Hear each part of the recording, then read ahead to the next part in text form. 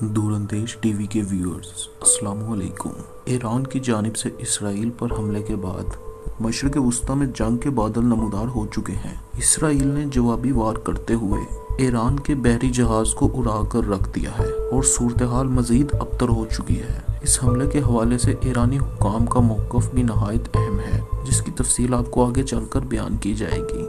जबकि इस हमले के नतीजे में ईरान को बहुत बड़ा नुकसान पहुंच चुका है। अब सवाल ये है कि इसराइल और ईरान की कशीदगी आने वाले दिनों में क्या रुख इख्तियार करेगी और मशरिक़ वस्ती के दीगर ममालिक इसमें क्या किरदार अदा कर सकते हैं। नाजरीन, मज़ीद डिस्कस करने से पहले आपसे गुजारिश है कि अगर आपने अभी तक हमारा चैनल सब्सक्राइब नहीं किया तो सब्सक्राइब के बटन पर क्लिक करें और बेल नोटिफिकेशन को ऑल पर कर दीजिए ताकि हमारी हर नई आने वाली वीडियो का नोटिफिकेशन आपको सबसे पहले मिले।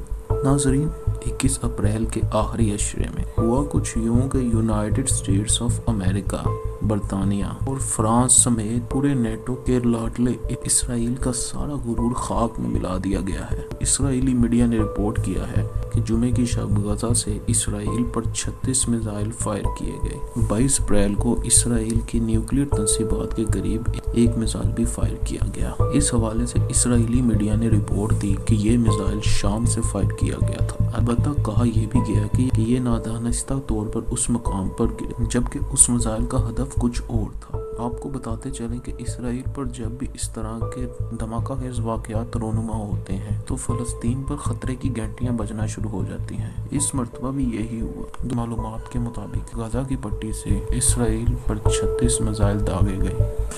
अप्रैल 2021 में जब गाज़ा से इसराइल पर रॉकेट बरसना शुरू हुए तो पहली खबर इसराइली मीडिया ने यह दी कि गाज़ा से 3 रॉकेट फायर हुए, इनमें से एक आयरन रूम मिसाइल ने रोक लिया। इसके बाद इसराइली मीडिया ने न्यूज़ ब्रेक की कि इसराइल पर मजीद 10 मिसाइल फायर किए गए हैं। 24 अप्रैल 2021 को इसराइली मीडिया ने फौजी ज़राए से हासिल होने वाली खबर में बयान किया इसराइल पर कुल 36 मिसाइल फायर किए गए हैं। इसराइली अफवाज ने मीडिया को बताया कि इन 36 रॉकेट्स में से 6 रॉकेट्स को आयरन रूम मिसाइल रोक पाया। यही नहीं बल्कि इसराइल का आयरन रूम रॉकेट शाम से आने वाले तनहा मिसाइल को भी ना रोक पाया। इस सारे वाक़े के बाद आलमी मीडिया और कई ममालिक ने इसराइली सालमियत पर कई सवालात उठाए और इस सब ने इसराइली डिफेंस सिस्टम का पोल खोल कर रख दिया है। जबकि शाम की सरजमीन से होने वाले ईरानी हमले के बाद इसराइली वज़ीर आज़म ने घबराहट के आलम में ये ऐलान किया कि इसराइल हमले का भरपूर जवाब देगा। इस सारे ज़मन में एक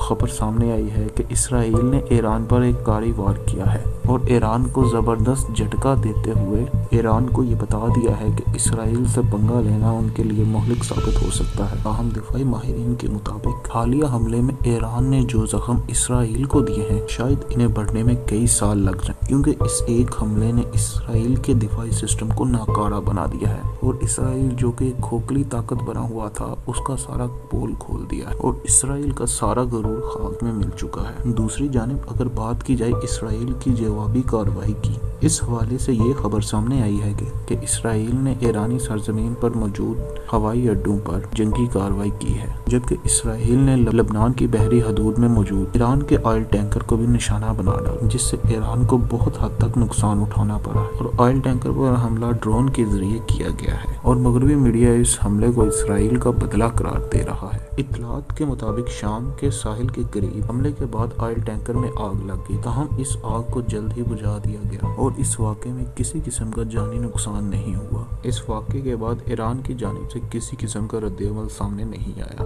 और दिफाई माहिरीन के मुताबिक इसराइल का ये हमला एक मामूली हमला था और इसराइली हुक्काम इस वक्त शदीद खौफ और गुस्से में मुब्तला है, क्योंकि ईरान ने डायरेक्ट इसराइल की न्यूक्लियर तंसीबात को टारगेट कर रखा है। यानी ईरानी मिसाइल टेक्नोलॉजी अब इसराइल के लिए शदीद खतरा बन चुकी है।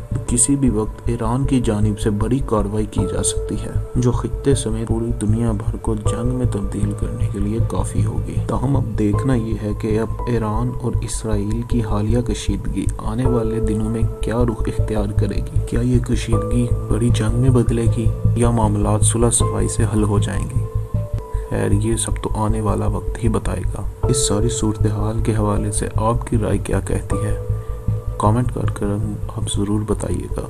वीडियो अगर अच्छी लगी हो तो इसे लाइक कीजिए और हमारे चैनल दूरंदेश टीवी को सब्सक्राइब कीजिए। تب تک کے لیے اللہ نگہبان۔